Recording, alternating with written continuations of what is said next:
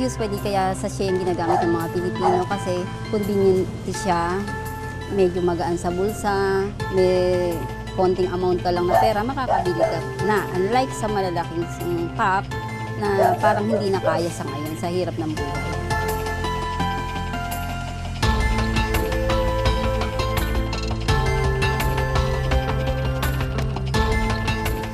Oo nga po't masama ang plastic sa ating environment, pero ito ay nagdudulot ng mga pagbaha, pollution. Ano naman po ang choice ng mga maliliit na mamamayan? Kasi yun lang po ang kaya nilang ibilin, yung mga maliliit na sachet.